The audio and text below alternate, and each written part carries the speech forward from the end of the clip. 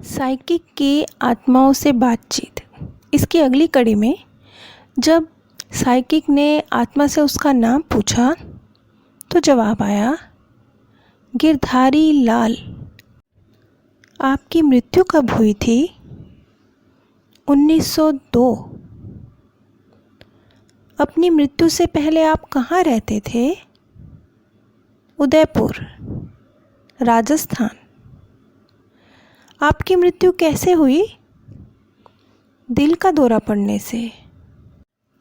आपकी आत्मा का स्तर क्या है? चौथा। आपकी मृत्यु क्यों हुई? क्या आपकी मृत्यु का समय पहले से तय था? मेरी मृत्यु 77 साल की उम्र में हुई। हाँ, मृत्यु का समय पहले से तय था। आपके जीवन का उद्देश्य क्या था? प्रेम। प्रेम मेरे जीवन का उद्देश्य था। क्या आपने उसे पूरा किया? हाँ, मैंने उसे पूरा किया। कितने प्रतिशत लोग आजकल अपने उद्देश्य को पूरा कर पाते हैं? मुश्किल से 10%। आप कितनी बार जन्म ले चुके हैं? 61 बार। क्या आप हमें किसी जन्म में जानते थे? हाँ, बहुत पहले मैं सुमित्रो के साथ था। सुमित्रो वो सोल थी जिससे कुछ दिन पहले ही साइकिक ने एक सेशन में बातचीत की थी। आत्माओं को पता होता है कि आप किन आत्माओं से ऑलरेडी बात कर चुके हैं और कौन से संदेश आपको मिल चुके हैं। आगे सवाल पूछा गया, आपके मरने के बाद क्या हुआ? आपको कैसा लगा? अचानक दर्द हुआ और अस्पताल ले जाते वक्त ही मेरे प्राण निकल गए और दर्द एकदम से गायब हो गया। मुझे बहुत हल्का महसूस होने लगा। उसके बाद मुझे दूर से दूत आते दिखाई दिए और मैं बहुत खुश हो गया। फिर हम लोग ऊपर की तरफ बढ़ने लगे। वहाँ एक बहुत शांत जगह थी जहाँ मुझे इंतज़ार करने के लिए कहा गया। फिर एक बहुत सुंदर सा चमकता सा प्रकाश आया जिसमें मैं खो सा गया। फिर मुझे शाबाशी मिली और मेरे जीवन के सारे कर्म दिखाए गए। उसके बाद मुझे एक जगह भेज दिया गया जहाँ बहुत सुंदर मधुर संगीत सुनाई दे रहा था। वहाँ मुझे ध्यान लगाने को कहा गया। कभी कभी फरिश्ते आते हैं और दूसरी आत्माओं की मदद करना सिखाते हैं। यहाँ बड़ा आनंद है। अगर हम आपको देखेंगे तो आप हमें कैसे दिखाई देंगे?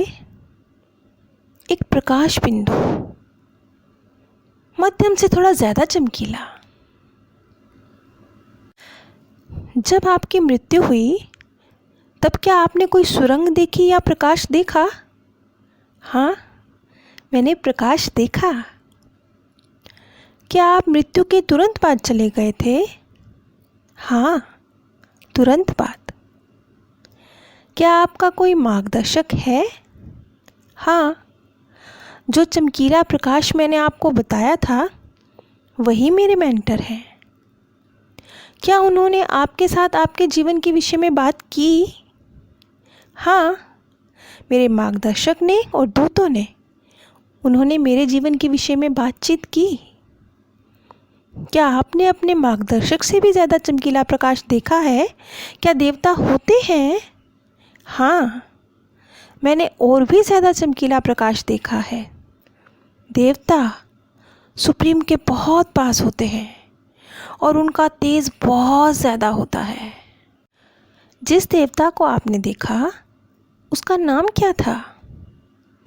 उनका कोई नाम नहीं होता, बस एक बहुत तेज प्रकाश होता है, सुंदर सुहावना प्रकाश। आपको अपने जीवन की किस चीज़ पर दुख है?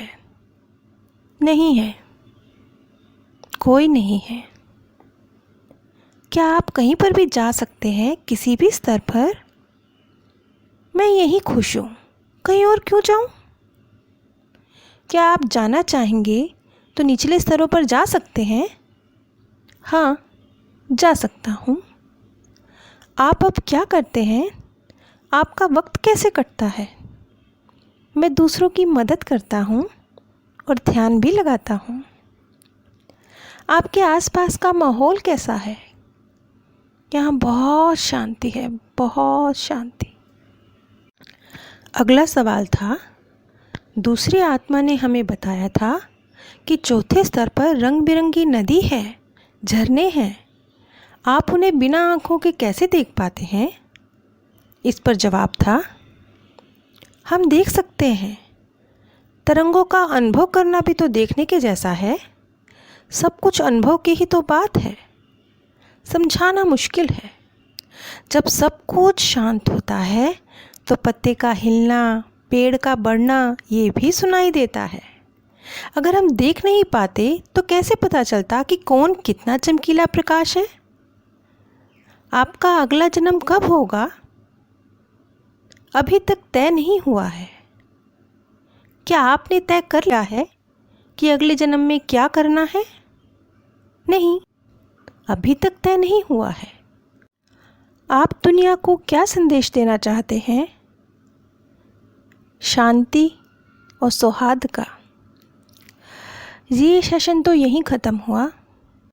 अभी तक जो पिछली पाथ ऑफ पीस चैनल पे कड़ियाँ हमने देखी हैं उसमें हमने ये समझा है कि स्तर हैं, जैसे आत्माओं के स्तर हैं। हमारे मार्गदर्शक उच्च श्रेणी के हैं। इस धरती से जब हम जीवन मरण के चक्र से यहाँ से बाहर निकलते हैं तब हम मार्गदर्शक के स्तर पर पहुँचते हैं।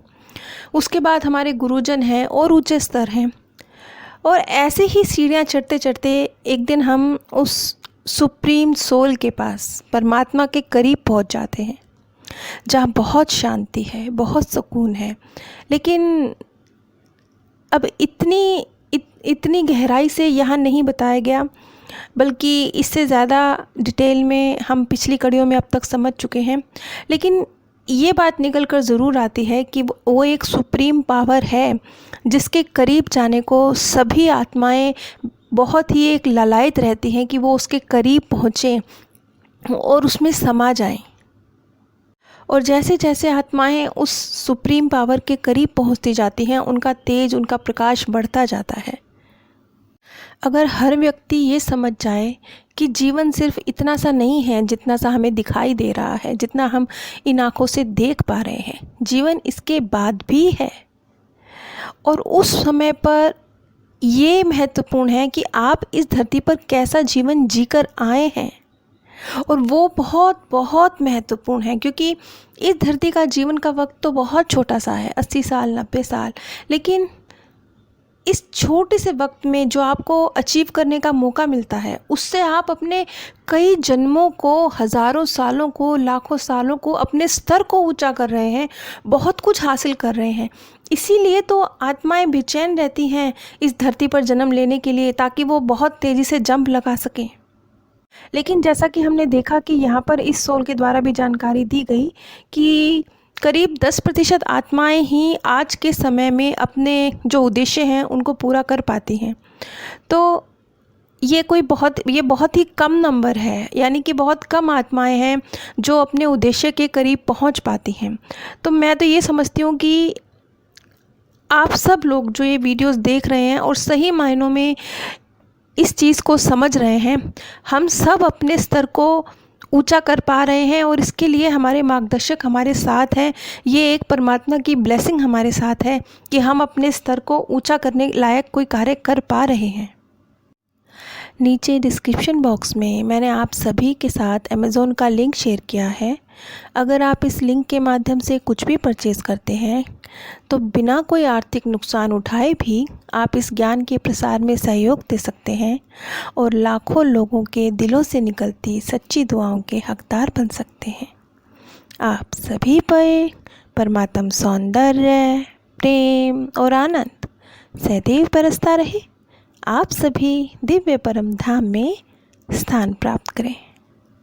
साइकिक की आत्माओं से बातचीत, इसकी अगली कड़ी में